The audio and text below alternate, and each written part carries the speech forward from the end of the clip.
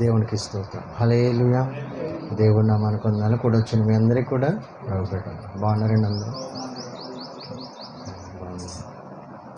గడిచిన కాలం అంతా దేవుడికి ఆశీర్వాదం చేసినందుకు రెండు చేతులు పైకి స్తోత్రం చేద్దాం. హల్లెలూయా. వాక్యంలోకి వెళ్దాం. దేవుడు వాక్యంలో నుంచి ప్రకటన గ్రంథం 21వ అధ్యాయం 3వ వాక్యం చదువుతున్నాం. ప్రకటన గ్రంథము 21వ అధ్యాయం 3వ వాక్యం. అప్పుడు ఇదిగో దేవుని నివాసము మనుషులతో కూడా ఉన్నది. ఆయన వారితో కాపురమును. వారైన ప్రజలయందురు దేవుడు తానే వారి దేవుడై ఉండి వారికి తోడై ఉండి. చిన్న ప్రార్థన. పరిశుద్ధుడా, ప్రేమగల తండ్రి, వాక్యమైన దేవా, నీకే వందనాలు, స్తోత్రమయ. గడిచిన కాలం అంతా మమ్మల్ని భద్రం చేసి నైనా మీ సన్నిధి మాకు ఎల్లప్పుడూ తోడుగా ఉంచి నడిపించిన విధానం బట్టి స్తోత్రమయ్యా. ఈ యొక్క ప్రభా నీ పునరుద్ధానం రోజు మేమందరము కూడి నీ సన్నిధిలో ప్రభా నీ వాక్యాన్ని ప్రభా ధ్యానం చేస్తున్నాం. మీరే మాకు తోడైంది. వాక్యమైన దేవా, మమ్మల్ని దర్శించండి, మాట్లాడండి. నీ పరిశుద్ధాత్మ సహాయం గ్రహించండి అయ్యా. మీరే మమ్మల్ని నిలబెట్టి బలపరిచి సహాయం చేయమని యేసునామములో ఈ ప్రార్థనని వేడుకొంచున్నాను తండ్రి. ఆమేన్. ప్రకటన గ్రంథము ఈ యొక్క 21వ అధ్యాయం 3వ వాక్యం ఏమంటే, దేవుని నివాసము మనుషులతో కూడా ఉన్నది. దేవుడే వారికి తోడై ఉండి వారికి నడిపిస్తాడని వాక్యంలో రాయబడింది. దేవుడు మొట్టమొదట ఆయన తయారు చేసుకున్న సృష్టిలో ఆయన ఆత్మైన దేవుడు సృష్టిని ప్రారంభించి, ఈ సృష్టి ప్రారంభంలో దేవుడు చేసిన 2 సృష్టిలు ఉన్నాయి. ఒకటి పరలోకము, 2 కింద భూమి మీద ఆయన సృష్టి ప్రారంభించాడు. ఆయన నివాసము పరలోకంలో ఉంది, కానీ కింద భూమి మీద ఆయన ఒక సృష్టిని ప్రారంభించి ఆ సృష్టిలో మానవుణ్ణి తయారు చేసుకొని 6 రోజులు మొత్తం సృష్టి అంతా ప్రారంభించి ముగించి 6వ దినాన్ని ఆయన మానవుణ్ణి చేసి ఆ సృష్టిలో పెట్టి ఒక తోట చేశాడు వాళ్ళ కోసం ప్రత్యేకంగా. ఏం తోట అది? ఏదెను తోట. హల్లెలూయా. ఏదెను అనే ఒక తోటను సృష్టించి అందులోనే సమస్తం ఉండేలాగా దేవుడు సృష్టించాడు. ఆ ఏదెను తోట దేవుడి యొక్క మందిరానికి, దేవుని సంఘానికి సాదృశ్యం ఉంది. ఎందుకంటే దేవుడు ప్రతిరోజు కూడా సహవాసం చేసేవాడు. అసలు మానవుణ్ణి, నిన్ను, నన్ను, మనలందరినీ ఎందుకు సృష్టించుకున్నాడంటే ఆయనతో సహవాసం చేయాలి. దేవుడు ఆయన్ని ప్రేమించాలని, ఆయన్ని స్తుతించాలని, ఆయన్ని ఆరాధించాలని, ఆయన్ని గణపరచాలని దేవుడే మనలు చేసుకున్నాడు. ఎందుకండి? ఆయనతో సహవాసం ఉంటాడు. ఆయన వచ్చి మనతో సహవాసం చేయటానికి. ఇది ఒక మంచి రిలేషన్, తండ్రి కుమారుల బంధం. దేవుడు తను చేసుకున్న సృష్టి అంతటినీ చూసి ఒక పక్క సంతోషించాడు, కానీ మనల్ని చేసుకున్నాక ఇంకా సంతోషించాడు. ఆదాము అవన్నీ చేసుకొని ఎంత సంతోషించాడంటే ఆయన ప్రతి చల్లపూట వచ్చి వాళ్ళతో మాట్లాడి దర్శించి వెళ్ళేవాడట. అదొక ఉన్నతమైన అనుభవం. దేవుడి సహవాసం మనుషులతో కూడా ఉన్నట్టుగా మనం చూస్తున్నాం. ఎందుకంటే దేవుడి యొక్క సన్నిధి చాలా ఉన్నతమైనది. దేవుడి సహవాసము మనం అనుకుంటాం మందిరం అంటే ఏదో సౌండ్ సిస్టమ్, లేకపోతే పెద్ద బిల్డింగ్, లేకపోతే పెద్ద లైటింగ్స్, చాలా జనం, వేల జనం ఉండాలి, మనం ఇది అనుకుంటాం. కానీ అసలు దేవుడి మందిరము, దేవుని సన్నిధి అంటే దేవుడు తన ప్రజల దగ్గర ఉండటం, దేవుడు తన ప్రజలతో సహవాసం చేయటం, దేవుడు దిగివచ్చే స్థలాన్నే దేవుడి మందిరం అన్నాడు. హల్లెలూయా. మీ తలలు పైకెత్తుకునడి, మహిమగల రాజు ప్రవేశించినట్లుగా గుమ్మములారా మీ తలలు పైకెత్తుకునడి అంటాడు. అంటే అర్థం ఏంటంటే ఎక్కడైతే కూలబడిపోయారో మనిషి, ఎక్కడైతే పడిపోయాడో ఆ మనిషిని లేవనెత్తడానికి ఆయన ఈ లోకానికి వచ్చి మనిషిని నిలబెట్టి ఒక మందిరముగా కట్టడానికి దేవుడు ఇష్టపడ్డాడు. ఆ మందిరం ఎలా ఉండాలంటే సత్యానికి స్తంభంగా ఉండాలని, ఆ దేవాదేవుని యొక్క సహవాసంలో ఉన్నతంగా ఎదగాలని దేవుడు తన యొక్క సృష్టిని ప్రారంభించి ముగించాడు. నిన్ను నన్ను ప్రేమించి, నిన్ను నన్ను ఆయన ఎంతో ఆయన సహవాసం చేయాలని కోరుకుంటూ మన మధ్యలోకి దిగి వస్తూ ఆయన మాట్లాడుతున్నాడు. దేవుడు మాత్రమే ఉండే స్థలం అయితే పరలోకం. ఆయన ఎవ్వరూ చూడలేరు, ఎవ్వరు కూడా ఆయన్ని సమీపించలేరు.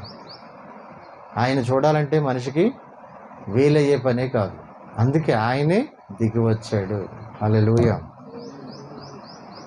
ఆ మొదటి ఏదెను తోటలోకి దిగి వచ్చి ఆ ప్రజలతో సహవాసం, తాను సృష్టించిన ఆదాము అవతో సహవాసం చేస్తూ ఉండేవాడు.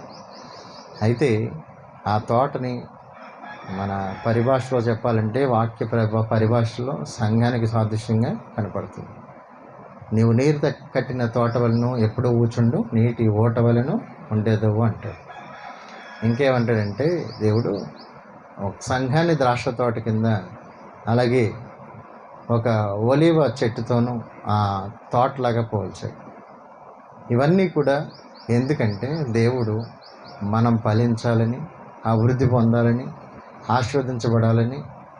ఎటువంటి ఫలింపు అంటే, ఒక వచనం మీకు గుర్తుందా? గలతీ 5:22 ఏముంటుంది?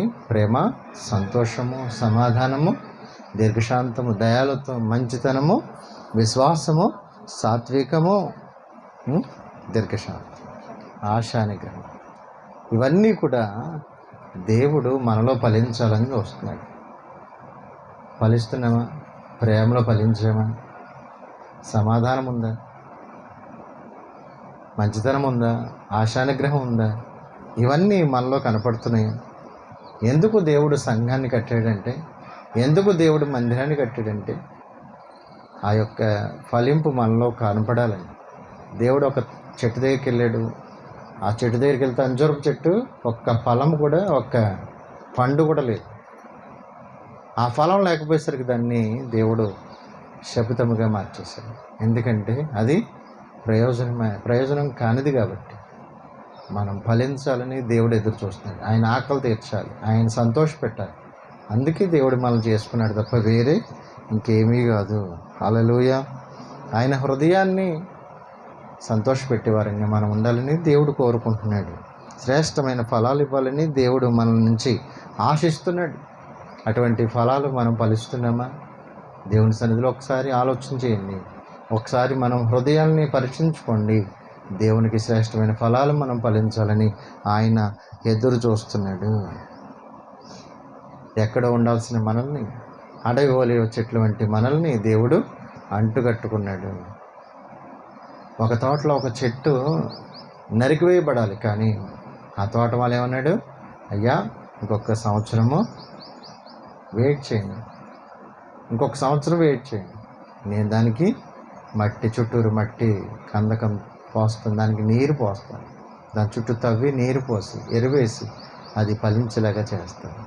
బ్రతిమాలుకుంటున్న దేవుడు యేసుక్రీస్తు ప్రభువారు మనల్ని కాపరిగా ఉండి ఆయనే మనల్ని నడిపిస్తూ దేవారాత్రులు మనల్ని కాపాడుతున్నాడు.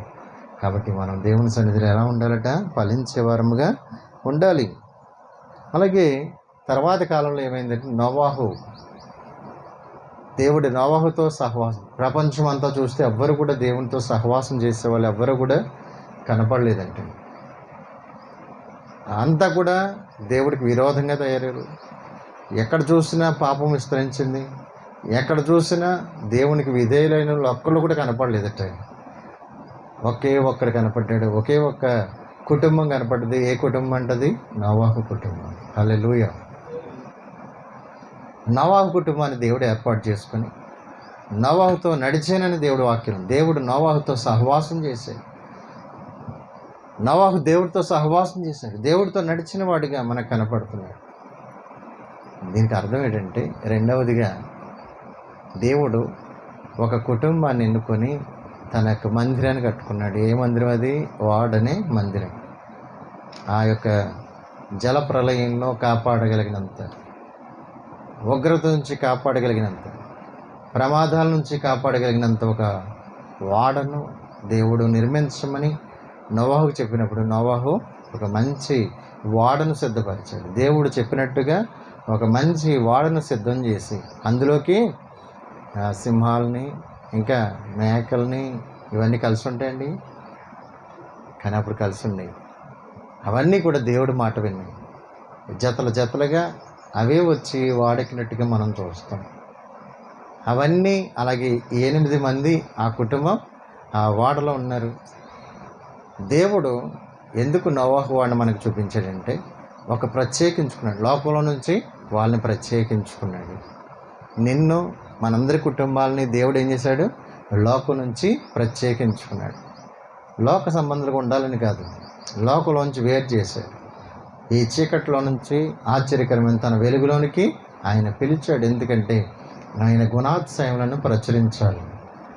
ఆ నోవాహు వాడలో తీసుకెళ్ళాడు. నోవాహు వాడలో ఏముందంట, సంతోషము, సమాధానం ఉంది, అక్కడ దీర్ఘశాంతం ఉంది, దయాలత్వం ఉంది, అక్కడ ఆత్మ ఫలాలు ఉన్నాయి.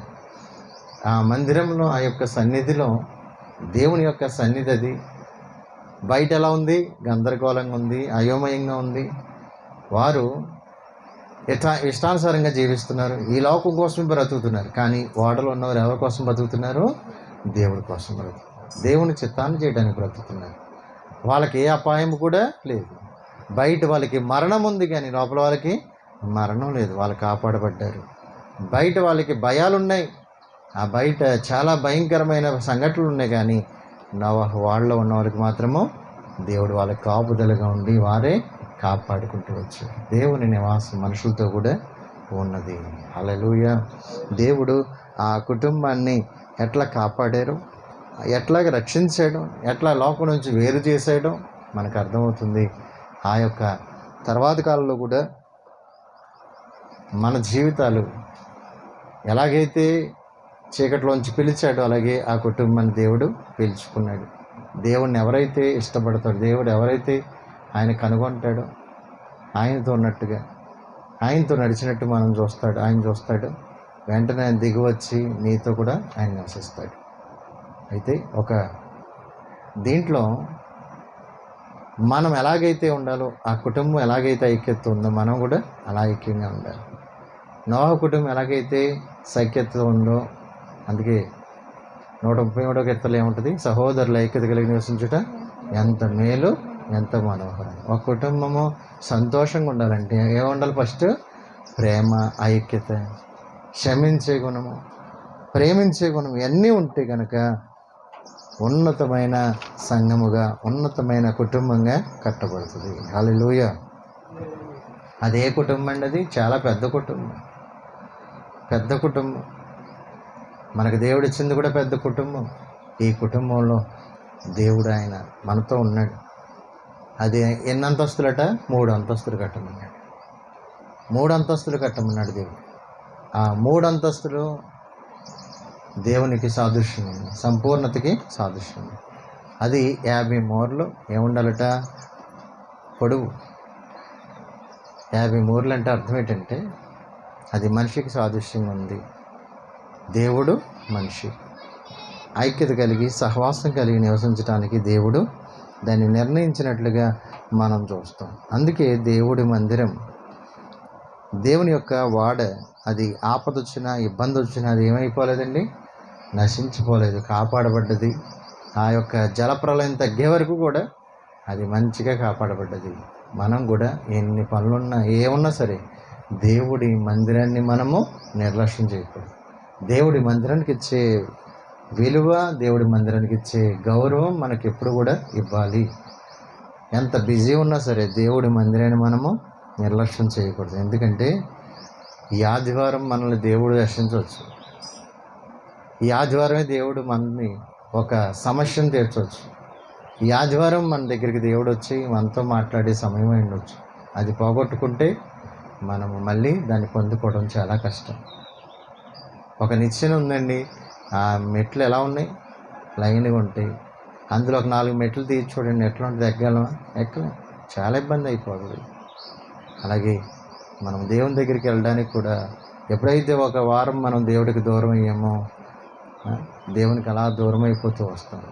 సాతాను గడి ఇదే బాగుంది కదా అని వాడు కూడా ఎంకరేజ్ చేస్తాడు. దేవుడి సన్నిధి మాత్రం మనం నిర్లక్ష్యం చేయకూడదు. చూడండి, 3వదిగా చూస్తే నిర్గమకాండం 25వ అధ్యాయం 8వ వాక్యంలో దేవుడట మోషేకి కనపడి మోషేతో మాట్లాడి తన ప్రజలైన ఐగుప్తులో నుంచి తన ప్రజలను రప్పించిన దేవుడు మోషేతో మాట్లాడుతున్నాడు. నేను వారిలో నివసించినట్లు వారు నాకు పరిశుద్ధ స్థలమును నిర్మింపవలెను. పరిశుద్ధ స్థలాన్ని నిర్మింపాలి. దేవుడు ఒక ప్రత్యక్షపు గుడారాన్ని చేయమని మోషేతో దేవుడు మాట్లాడుతున్నాడు. ఆ ప్రత్యక్షపు గుడారం ఎలా ఉండాలో, దేవుడు సన్నిధి ఎట్లా ఉంటుందో, ఎట్లా దిగి వస్తాడో ఆయన అన్నీ కూడా చెప్పాడు. దేవుడు చెప్పినట్టుగానే మోషే ప్రత్యక్షపు గుడారాన్ని కట్టాడు. దేవుడు చెప్పినట్లుగానే మొత్తం అంతా కట్టి దాన్ని ముగించాడు. ఆ మందిరము చాలా బంగారం ఇంకా చాలా విలువైన వాటితో కట్టబడింది. అయితే ఆయన నివాసం ఉండడానికి, మనతో నివాసం ఉండడానికి, మనలో నివాసం ఉండడానికి ఒక ప్రత్యేక స్థలాన్ని నిర్మించాలని దేవుడు మోషేతో చెప్పినట్టుగా మనం చూస్తాం. ఎప్పుడూ కూడా దేవుడు మనుషులతో సహవాసం చేయడానికి ఇష్టపడ్డాడు, మనుషుల దగ్గర ఉండడానికి ఇష్టపడ్డాడు. ఎందుకంటే తాను ప్రేమించి ప్రాణం పెట్టిన ప్రజలతో ఆయన ఉండటానికి ఇష్టపడ్డాడు. వారిని ఎప్పుడూ విడిచిపెట్టలేదండి. ఐగుప్తులో నుంచి బయలుదేరినప్పుడు ఆయనే వారికి ముందుగా నడిచినట్టుగా వాక్యంలో చూస్తాం. హల్లెలూయా. ఎందుకంటే తన ప్రజల్ని ఆయన అంతగా ప్రేమించాడంటే ప్రాణం ఇచ్చినంతగా ఆయన ప్రేమించాడు. అందుకే ఆ పని పూర్తయ్యే వరకు కూడా మోషే దేవుడు చెప్పినట్టుగా అన్నీ కూడా చేశాడు. దేవునితో మనం సంబంధం కలిగి ఉండాలని, దేవుడు మనకు దూరంగా ఉండే దేవుడు కాదని మోషే ఆ యొక్క ప్రత్యక్ష గుడారంలో మనం చూస్తాం. ఆ తర్వాతి కాలంలో మనం చూస్తాం సొలొమోను ద్వారాగా దేవుడు మందిరాన్ని కట్టించుకున్నట్టుగా.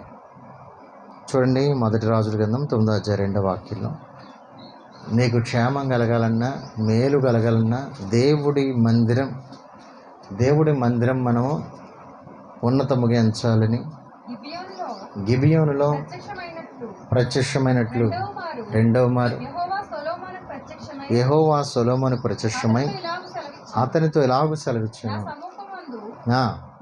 నా సముఖమునందు నువ్వు చేసిన ప్రార్థన విన్నపములను నేను అంగీకరించుకుని నా నామమును అక్కడ సదాకాలం ఉంచుటకు నీవు కట్టించిన ఈ మందిరం పరిశుద్ధపరచిన. చూడండి, ఇక్కడ ఏమన్నాడంటే నా నామం పెట్టబడిన ఈ మందిరం. ఇంకేమన్నాడు? నా దృష్టియు నా మనస్సును ఎల్లప్పుడూ అక్కడ ఉంటాయి. చూడండి, ఆయన దృష్టి ఆయన మనస్సు ఎల్లప్పుడూ అక్కడ ఉంటాయట. హల్లెలూయా. ఆయన దృష్టి, ఆయన కనుదృష్టి, ఆయన చెవులు. 2వ దినవృత్తాంతాల గ్రంథం 7:14 వాక్యం అంటారు.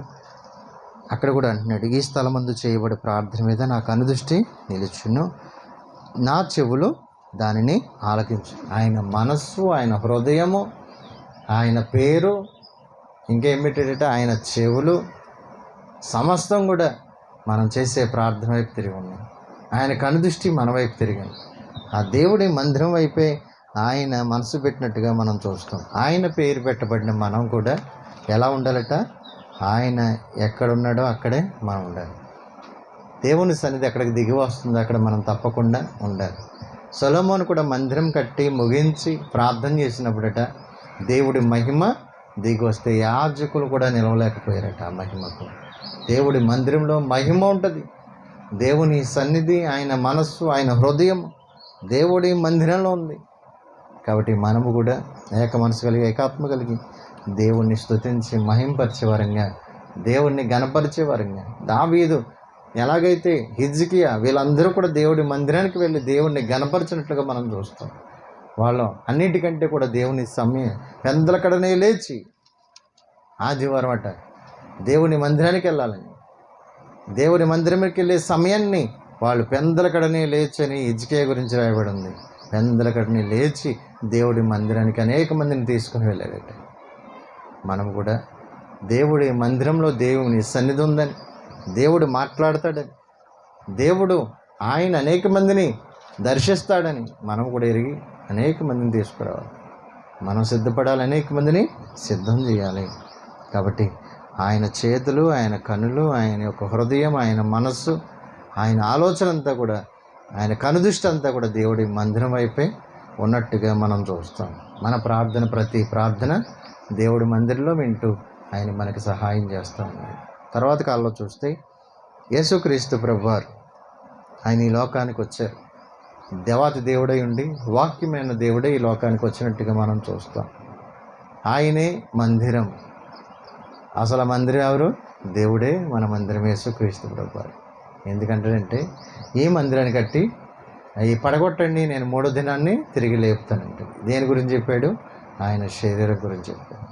దేవుడే మందిరం, యేసుక్రీస్తు ప్రభువారే మందిరంగా చెప్పబడ్డాడు. ఎందుకంటే దేవుని ఆత్మ మనలో ఉంచాడు. ఆయన ప్రతిసారి చెప్తాడు, నన్ను చూసిన వారు తండ్రిని చూసినట్టు, తండ్రి నేను ఏకమై ఉన్నామంటే, ఇద్దరం సహవాసం చేస్తున్నామంట. అంటే అర్థం ఏంటి? పరలోకమందున్న దేవుడు అలాగే భూమి మీద ఉన్న మనము కూడా ఆయనతో సహవాసం చేయాలి. మనకు నేర్పించడానికి ఆ విషయాలు చెప్పారని. ఇంకేమంటారంటే ఆయన ఆ వాక్యమైన దేవుడు కృపాసత్య సంపూర్ణంగా మన మధ్యలోకి దిగివచ్చి మనతో నివాసం ఉండి ఆయన మనము చేసిన ప్రతి పాపానికి శిక్ష అనుభవించి ఆయన తిరిగి 3వ దినాన్ని లేవడం ద్వారా మనకి మళ్ళీ సంఘం కట్టబడ్డది. హల్లెలూయా. ఆదాములోంచి ఎలాగైతే అవ్వ తీయబడ్డదో అలాగే యేసుక్రీస్తు ప్రభువారిలోంచి ఏమొచ్చింది? సంఘం. మళ్ళీ దేవుడి మందిరం ఆయన నుంచి అపోస్తుల కార్యాల్లో మనం చూస్తాం. సంఘ ప్రారంభం చూస్తాం. సంఘం ప్రారంభమైనట్లుగా మనం చూస్తాం. ఆదిమ సంఘం యేసయ్య రక్తం పెట్టి కొన్న ఐగుప్తులో ఎలాగైతే గొర్రెపిల్ల రక్తం చేత విడుదల పొంది సంఘంగా బయలుదేరారో, కొత్త నిబంధనలో ఆ పరమాత్ముడైన యేసుక్రీస్తు వారి రక్తం ద్వారాగానే మనం విమోచింపబడి నూతన నిబంధన సంఘముగా బయలుదేరాం. అది పాత నిబంధన సంఘము, ఇది కొత్త నిబంధన. మన దగ్గర నుంచి కొత్త నిబంధన సంఘంగా యేసుక్రీస్తు వారి బలి అయిన దగ్గర నుంచి ఆయన శిలువ మరణం పొంది తిరిగి లేచిన తర్వాత కొత్త నిబంధన సంఘము, దేవుని వధువు సంఘము సిద్ధపడుతూ వచ్చింది. ఆ పాత నిబంధన ప్రవక్తలు, కొత్త నిబంధన ప్రవక్తలు, అపోస్తులు వీళ్ళందరూ కూడా ఎక్కడున్నారు ఇప్పుడు? మనకందరికీ కూడా హెబ్రీ 12వ అధ్యాయంలో ఉంటుంది. ఎంత గొప్ప సాక్షి సమూహము మేఘం వలె మనల్ని ఆవరించింది. వాళ్ళందరూ కూడా మనల్ని చూస్తున్నారు. అపోస్తులు, ప్రవక్తలు అందరూ కూడా మనల్ని చూస్తున్నారు. అంత ఒక్క సంఘం. ఈ సంఘాన్ని అంతా కూడా దేవుడు చూస్తూ ఉన్నాడు. అలాగే ఆ యొక్క గొప్ప సాక్షి సమూహం చూస్తుంది. విశ్వాస వీరులు చూస్తున్నారు. మనం ఎలా నడుస్తున్నామా, ఎలా ఉంటున్నామా, ఎలా జీవిస్తున్నామా అని, ఈ పరుగు పందులు ఎలాగా మనం జయం పొందాలో, నా పిల్లలు ఎలా ఉన్నారు అని దేవుడు ప్రతి క్షణం మనం చూస్తూనే ఉన్నాడు. తర్వాత కాలంలో ఆది అపోస్తుల సంఘం బయలుదేరింది. ఈ సంఘము ఉన్నతమైన స్థితి పొందాలని, ఉన్నతమైన ఆశీర్వాదం పొందాలని దేవుడు నిర్ణయించాడు. యాకోబు ఏం చూస్తాడు? ఒక దర్శనం చూశాడు. యేసుక్రీస్తు నేనే మార్గము, సత్యము, జీవాన్ని అన్నాడు. మార్గం ఆ నిచ్చెన చూశాడు. యాకోబు వెళ్తూ చాలా ఇబ్బందికరమైన పరిస్థితుల్లో బయలుదేరాడు. చాలా భయంకరమైన పరిస్థితుల్లో బయలుదేరాడు. ఎటువంటి పరిస్థితి అంటే అతను అన్న చంపడానికి బయలుదేరాడు.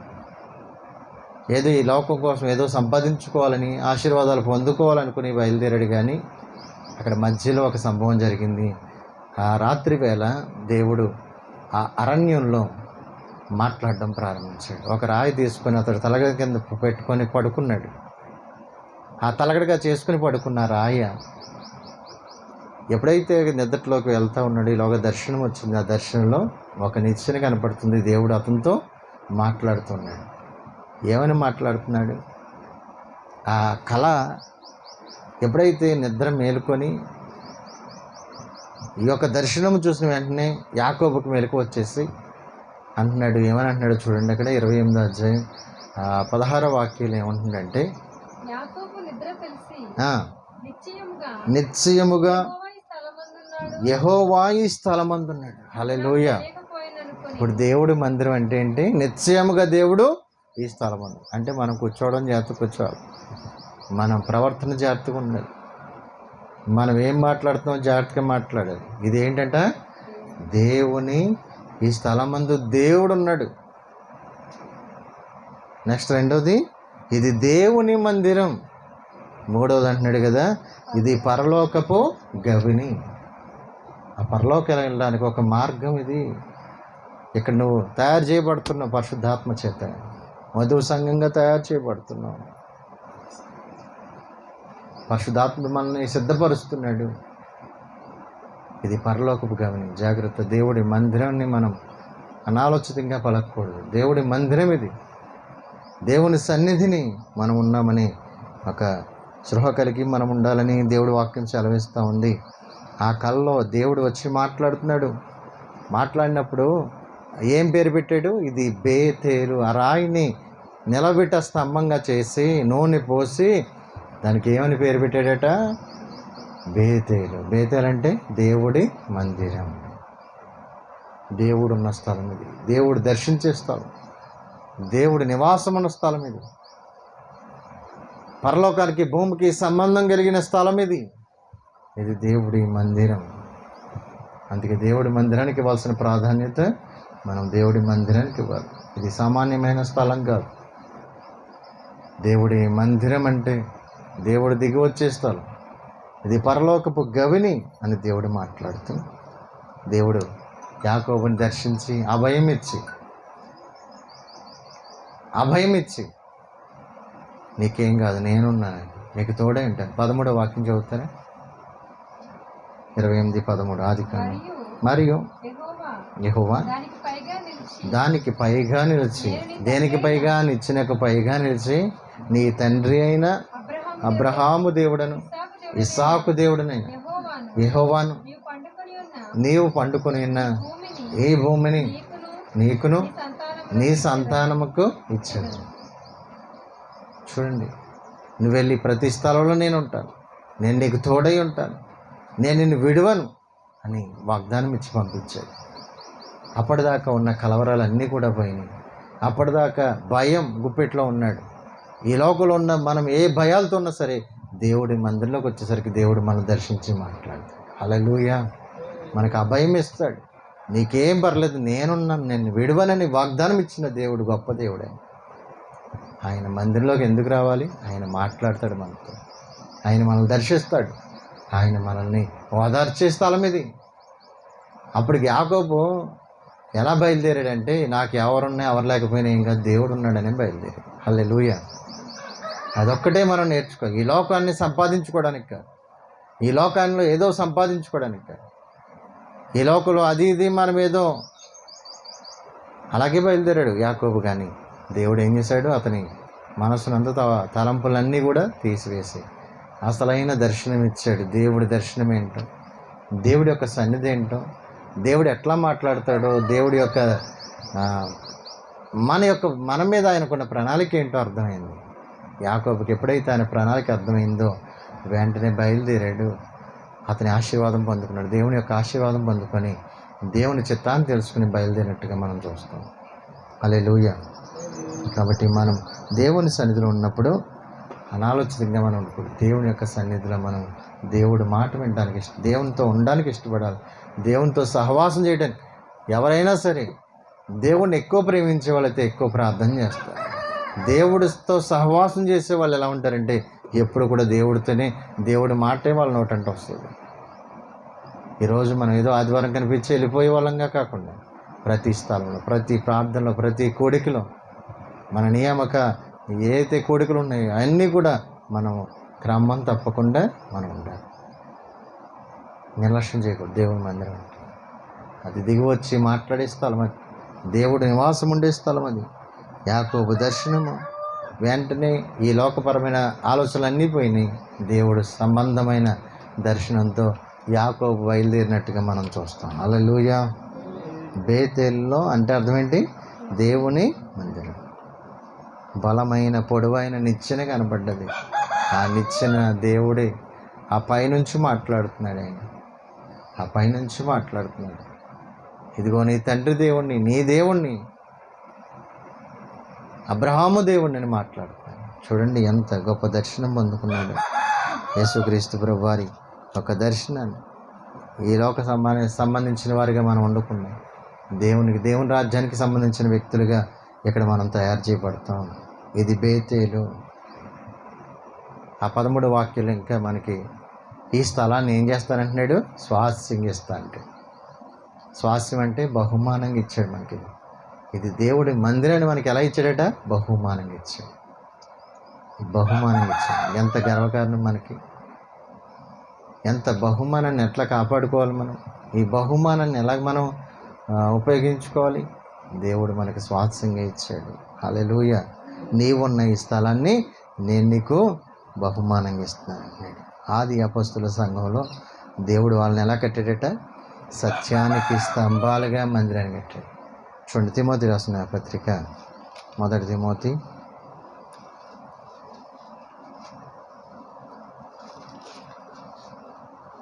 3వ అధ్యాయం 16వ వాక్యంలో ఉంటుంది. 14 నుంచి చదువుదాం. శీఘ్రముగా నీ యొద్దకు వత్తునని నిరీక్షించుచున్నాను. ఆయనను నేను ఆలస్యము చేసినట్లా ఏమంటున్నాడు? దేవుడి మందిరంలో అనగా జీవము గల దేవుని సంఘంలో జనులు ఎలాగూ ప్రవర్తింపాలనో అది నీకు తెలియబడవాలని ఈ సంగతులు నీకు రాయిచున్నాను. ఆ సంఘం, మన సంఘం ఎలా ఉండాలట? దేవుడి సంఘము సత్యానికి స్తంభంగా ఉండాలి, ఆధారంగా ఉండాలని, నిరాపేక్షముగా దైవభక్తిని కూర్చిన మర్మము గొప్పదై ఉన్నది. సంఘం ఎలా ఉండాలట? సత్యానికి స్తంభంగా ఉండాలి, ఆధారంగా ఉండాలి. ఒక్కొక్కరు ఒక్కొక్క స్తంభంగా ఉండాలి. ఒక్కొక్కరు ఒక బెరయా సంఘస్థుల్లాగా మనం ఉండాలి. వాక్యాన్ని ధ్యానం చేసి ఎవరైనా ఏదైనా వాక్యం చెప్పి ఇది ఉందా లేదా, ఇది దేవుడు చెప్పిందా కాదా, అది బైబిల్ గ్రంథంలో ఉందా లేదా అని పరీక్ష చేసి మీరే ఫిల్టర్ చేసేంత స్థాయికి మీరు ఎదగాలి. ఆ స్థాయి దేనికి ఉందంటే బైబిల్ గ్రంథంలో బెరయా సంఘానికి ఉంది.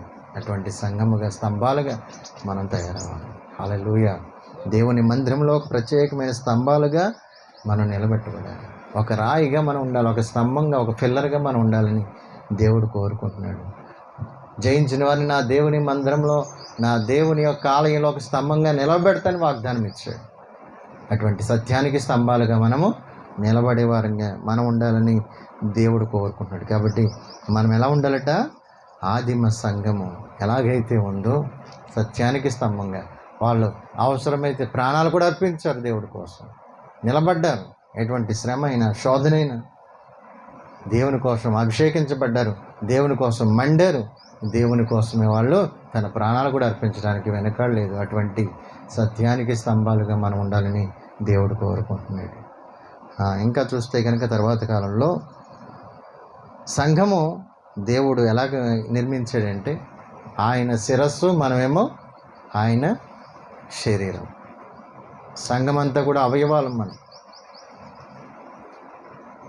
ఆయనేమో శిరస్సు. ఇప్పుడు అవయవాలన్నీ ఎలా ఉండాలి? మన శిరస్సు ఎలాగైతే ఉందో అవయవాలన్నీ ఎలా ఉన్నాయో మనకి అన్నీ క్లియర్గా ఉన్నాయి. ఇప్పుడు ఒక చెయ్యి రాలేదంటే ఎట్లా ఉంటుంది? ఒక కాలు రాలేదంటే మన కూడా ఇంటికాడ ఇటు వస్తే ఎలా ఉంటుందండి? అందరూ ఉంటేనే సంఘం. అది అందరూ కలిసి దేవుని ఆరాధించడమే సంఘం. దేవుడు దిగివచ్చేదే సంఘం. ఆయన శిరస్సు, మనమేమో అవయవాలు. ఒకళ్ళ కాలు, ఒకళ్ళ ముక్కు, ఒకళ్ళ చెయ్యి, ఇలాగా ప్రతి ఒక్కరం కూడా దేవునికి ఒక అవయవాలు మనం. ఒకళ్ళు దేవుణ్ణి గణపరిచే వరకు, ఒకళ్ళు దేవుడి కోసం పనిచేసే ఒక కాళ్ళు ఉండాలి, దేవుడి కోసం పనిచేసే చేతులు ఉండాలి, హృదయాలోచనలు ప్రతిదీ కూడా దేవుని కోసం నిలబడే కాళ్ళు మనకుంటే దేవుడు తప్పకుండా మనల్ని ఆశీర్వదిస్తాడు. హల్లెలూయా. ఇంకా చివరిగా ఆయనతో సహవాసం చేయడానికి, ఇందాక మనం మూల వాక్యం ఏం చదివాం? ప్రకటన గ్రంథము 21వ అధ్యాయం 3వ వాక్యం ఉంది, దేవుని నివాసం మనుషులతో కూడా ఉన్నది. ఇంకా లాస్ట్ స్టేజ్ ఏదంటే ఒకరోజు ఆయన మధ్యాకాశానికి రాబోతున్నారు, సిద్ధపడిన సంఘాన్ని తీసుకెళ్ళడానికి. పరలోక రాజ్యంలో ఏముందట? దేవుని అసలు మందిరం అక్కడ ఉంది. హల్లెలూయా. హెజ్కేలు 47వ అధ్యాయంలో మనం చూసిన, అలాగే ప్రకటన గ్రంథం అంతా చూసిన, ఆ పరలోకంలో ఆయనే దీపమై ఉన్నాడు, ఆయనే మందిరమై ఉన్నాడు. ఆ మందిరానికి, అసలు మందిరానికి మనం వెళ్ళబోతున్నాం. మనం ఎలా ఉన్నోట సిద్ధపడుతున్నాం. ఇక్కడ ఇందాక మీకు ఏదైనా తోటలో సంభవాలు చెప్పినాను, నోవాహు వాడలో ఉన్న సంగతులు చెప్పాను. ఇప్పుడు పరలోకం ఉన్న సంగతులు మీకు చెప్తాను. చూడండి, యెషయా గ్రంథం 11వ అధ్యాయం 6-7 వాక్యాలు చూస్తే ఎలా ఉంటుందంటే, గొర్రె పిల్ల సింహం దగ్గర ఉంటుంది. తోడేలు నివాసం చేయను, మేకపిల్ల ఎద్దు పండుకొను, కొదమ సింహము బాలుడు వాటిని తోలును, ఆవులు మేయును, వాటి పిల్లలు ఒక్క చోటనే పండుకొను. ఎద్దు మేయినట్లు సింహం గడ్డి మేస్తుందట, ఆటలాడుకుంటుంది, చాచును. నా పరిశుద్ధ పర్వతమందు ఏ మృగమును హాని చేయదు, నాశనం చేయదు. హల్లెలూయా. పరలోకం ఎలా ఉంటుందంటే, ఏదైనా తోట ఎలాగైతే ఉందో, సింహాల పుల్లు అన్నీ కూడా వస్తే పేర్లు పెట్టాడా లేదా? ఆదాం పేర్లు పెట్టాడు. తర్వాత కాలంలో నోవహు వాళ్ళలో కూడా ఇవన్నీ కలిసే ఉన్నాయి. మళ్ళీ ఇది ఎక్కడ చూస్తున్నాం మనం? పరలోక రాజ్యంలో ఇవన్నీ కలిసి ఉంటాయి. హల్లెలూయా. దేవుని మందిరం, ఆ మందిరానికి వెళ్ళడానికి మనం సిద్ధపడుతున్నాం. ఈ సిద్ధపాటు దేవుని దగ్గరికి వెళ్ళడానికి, దేవుని సన్నిధి ఇంకెప్పుడు కూడా దూరం అవ్వదు మనకి. ఆయన ఎప్పుడు కూడా మనతో ఉంటాడు. యుగ యుగాలు ఆయనతో మనం ఉంటాం, మనతో ఆయన ఉంటాడు. ఆయనతో మనం ఆయనతో కలిసిపోయే స్థలమే పరలోక రాజ్యం. అది అసలైన మందిరం. ఏ మందిరమో ఆయన సిద్ధపడడానికి ఇచ్చాడు. ఇదొక నమూనా. ఈ నమూనా ఒరిజినల్ ఎక్కడుంది? పరలోక రాజ్యం. ఇదొక నమూనాగా దేవుడు మనకిచ్చాడు. ఈ మందిరం చాలా గొప్పది. ఇక్కడ తయారైతేనే అక్కడికి వెళ్తాం. ఇక్కడ నిర్లక్ష్యం చేస్తే అక్కడికి వెళ్ళే పరిస్థితి మనకు రాదు. ఎందుకంటే పరిశుద్ధాత్మ దేవుడు మనల్ని రోజు, ప్రతి ఆదివారం, ప్రతిరోజు, ప్రతి క్షణం మనల్ని చెక్కుతున్నాడు. ఆయనకి వధువు సంఘంగా చెక్కుతున్నాడు. ఆయన రాకడికి సిద్ధపడదాం. ఆ పరలోక రాజ్యంలో ఉన్న అసలు మందిలో ఆయన ముఖాన్ని చూసుకుంటూ, ఆయన్ని గణపరుస్తూ, గానం చేస్తూ స్తుతించే సమయం అది. ఎంత ఆహ్లాదకరమైన సమయం అది. దేవుని ముఖాన్ని చూస్తూ దేవుణ్ణి గణపరిచే స్థలం ఎంతది. హల్లెలూయా. ఆయనతో ఉండటం ఎంత గొప్పదండి. మా క్రీస్తు అందరూ కూడా మనము ఇది పరలోక రాజ్య దర్శనం. ఆయన డైరెక్ట్గా చూస్తాం. హల్లెలూయా, హల్లెలూయా, హల్లెలూయా.